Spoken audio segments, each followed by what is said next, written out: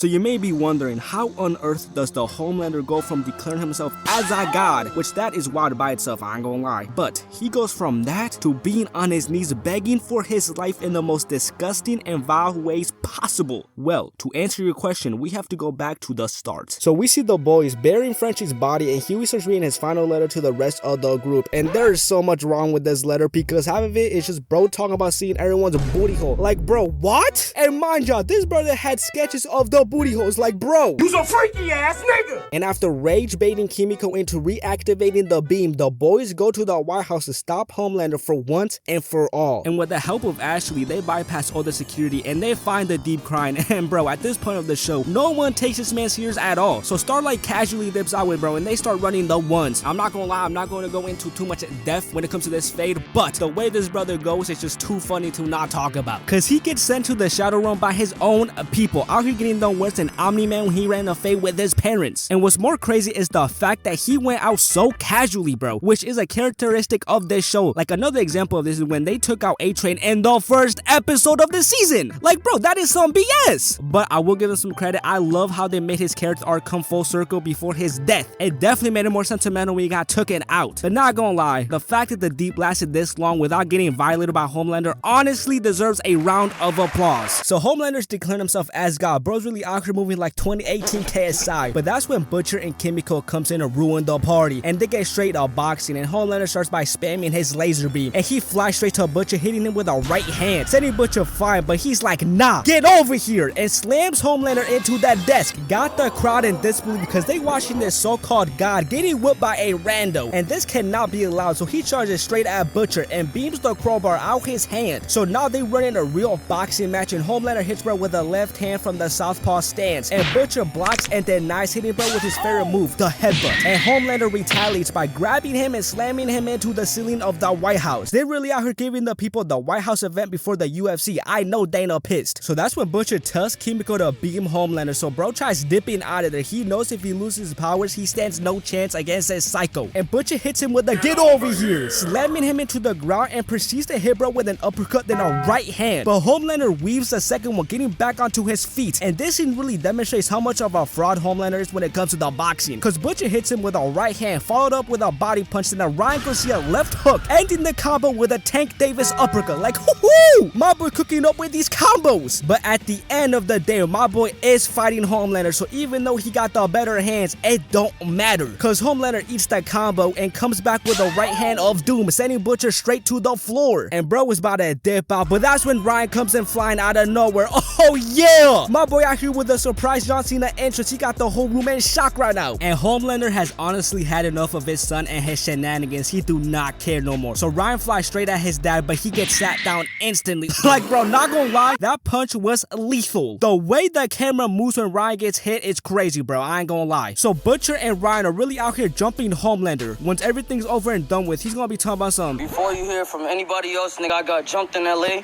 by some pussy ass niggas, and they jumped me, nigga. Nobody gave me the faith of a one-on-one, nigga. Nobody gave me the respect of a one-on-one, and I painted that nigga when he was on the ground. So that's when Kimiko starts charging up her finisher, but of course, right at the end, she starts folding, and we actually got Frenchie giving her a pep talk mid-fade from the dead. Like, brother, we do not got time for all these shenanigans. But at the end of all this yip-yapping, Kimiko locks him, blasting Homelander, taking away his powers. This brother is truly cooked. And bro tries beaming Butcher and also tries flying away, but none of it works. Butcher's really staring at bro with the utmost excitement because he knows he about to put the paws on bro. And the way they make Homelander so wimpy in this scene is so beautiful to watch. Like, honestly, like we all been knowing this is exactly how he would be without powers, bro. So Butcher grabs Homelander and he says, "Oi, this is from me, Becca."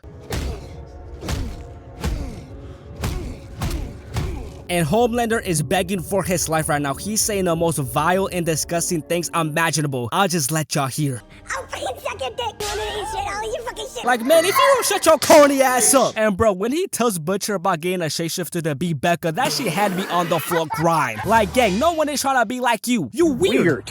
Buddy. So Butcher finally puts an end to Homelander's reign of terror, and I really like how they recreated the comic ending. Even though the comic be on bullshit, it was still cool seeing the crowbar scene recreated on the big screen. Obviously, I cannot show y'all, it's very graphic, but I'm sure y'all can find it on TikTok if you're curious. Both the actual scene and the comic version. Oh wait, you thought it was over? DJ, cue my music! So after getting rejected by the only person left in his life and finding his dog deceased, my boy Butcher crashes out, understandably so. So he goes to VOD Tower because he's really gonna stand on business and release the virus, because in his words, as long as there's VOD, there's no getting rid of Soups, and eventually they will just make a new Homelander, which he do got a valid point, I'm not gonna lie. So that's when Huey pulls out the strap and Butch is like, oh Huey, that is diabolical, but I ain't gonna let you shoot me, mate. And bro starts beating the brakes out of Huey, like, gang, chill, this man got zero boxing attributes. And to be fair to Huey, he's taking his beating like a champ. He really hit the Captain America on bro. And Huey's actually able to land a nasty combo on Butcher, but brother has zero power, so it has literally no effect on Butcher. So he hits Huey with a nasty body shot, then picking him up, hitting little bro with his finisher. And when Butcher was about to pull the trigger, he sees his little brother Lenny, but it doesn't matter because Huey actually pulls the trigger, killing Butcher. And we see the boys saying goodbye to Billy and parting ways, and the finale ends with them showing us Huey and Starlight are going to have a baby. And the crazy thing is that she's still fighting crime. Like, damn, that is some boss activity, I will say so. And that's where the episode ends. And I'm gonna give y'all my overall opinion on this season. I personally enjoyed it. It was a fun watch. Obviously it wasn't the best season of the show, but it was fun to watch, bro. I ain't gonna lie. And I honestly think that last episode was really good, especially how they ended Homelander. The amount of memes that are about to come out of this episode alone are gonna be crazy. And bro, I also love the way they made A-Train's character arc come full circle at the end when he weaved out the way not to kill that girl. And that was absolute cinema right there, bro. Beautiful writing. Now, this show has questionable writing, so I ain't gonna glaze too much, but that was amazing to watch. But anyways, I hope y'all enjoyed the video. If y'all did, leave a like, subscribe, and I'll see y'all in the next one.